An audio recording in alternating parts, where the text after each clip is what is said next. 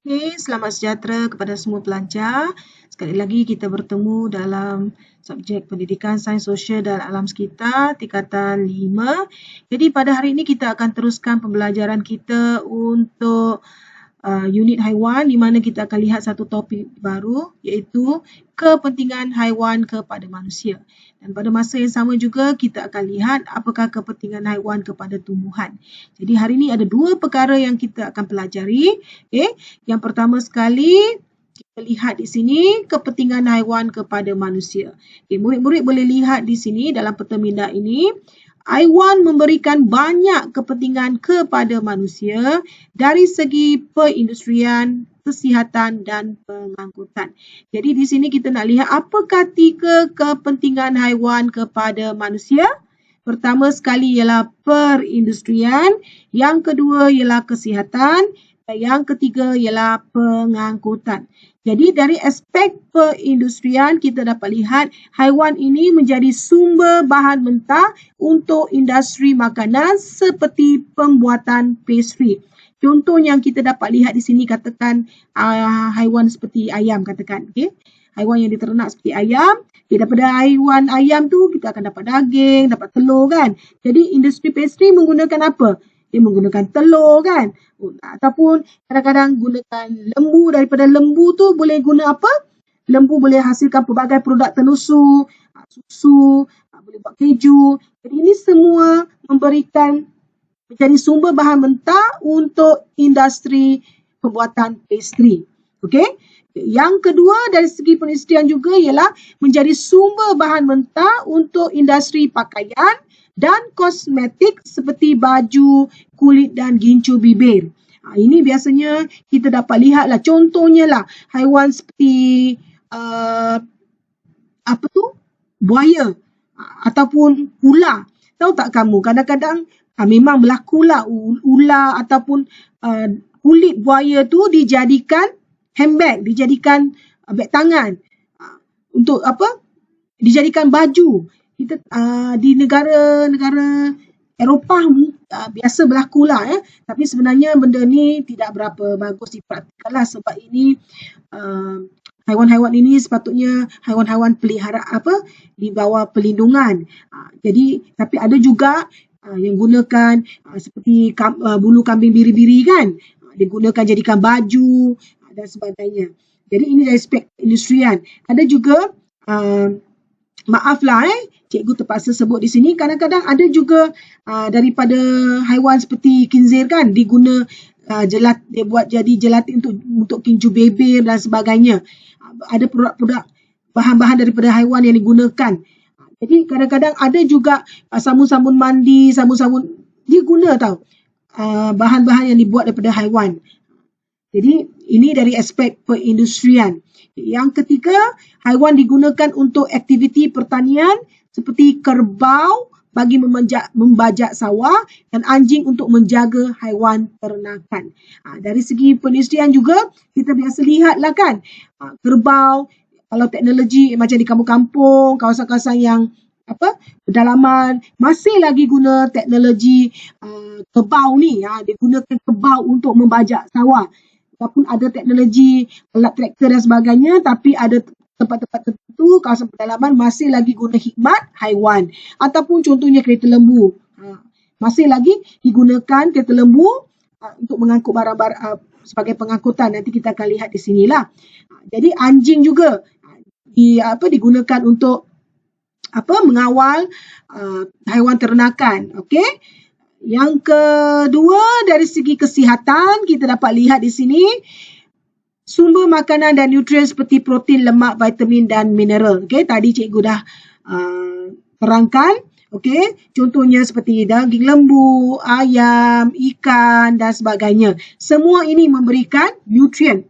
Contohnya protein. Protein kita dapat daripada haiwan mana? Kita dapat daripada ikan kan? Lemak daripada haiwan, okay? Kemudian semuanya memberikan vitamin dan mineral. Okay?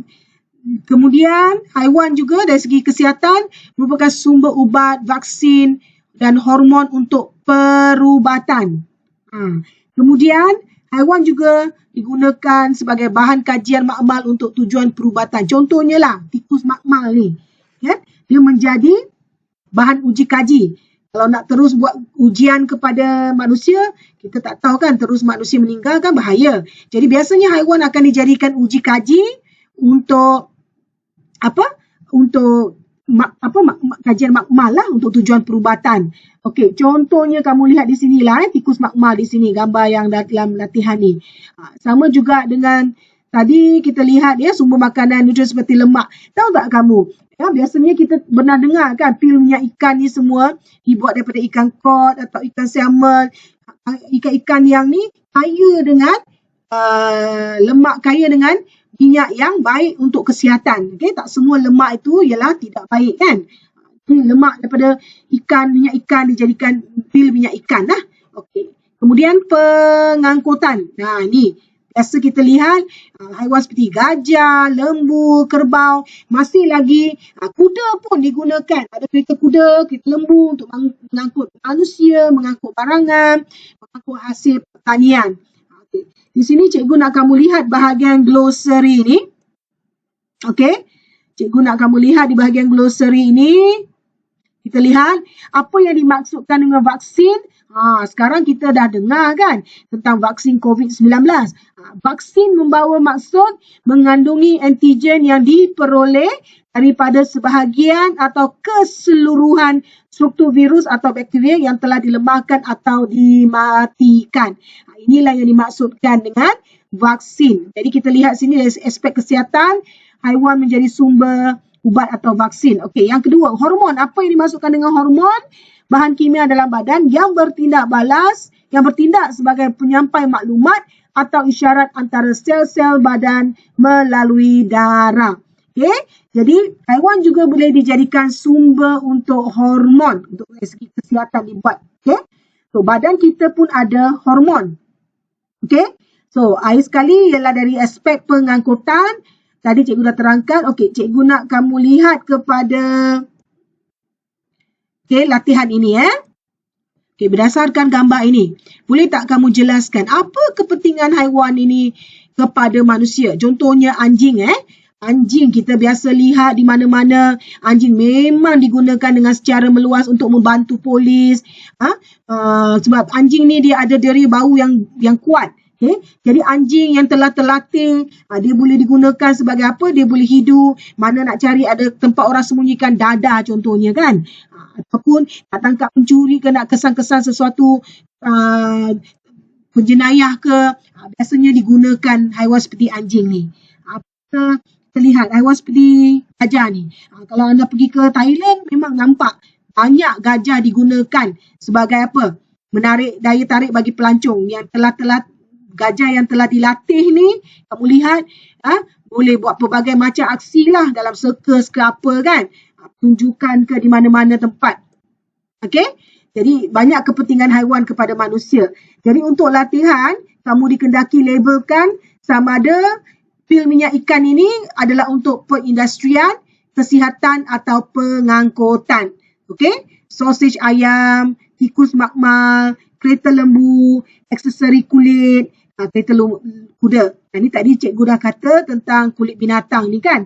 Digunakan untuk apa. Okay, jadi ada 3 perkara sama ada perindustrian, kesihatan atau pengangkutan. Murid-murid tuliskan di sini Okay, seterusnya kita akan lihat apakah kepentingan haiwan kepada tumbuhan pula. Okay, kalau tadi kepentingan haiwan kepada manusia ada 3.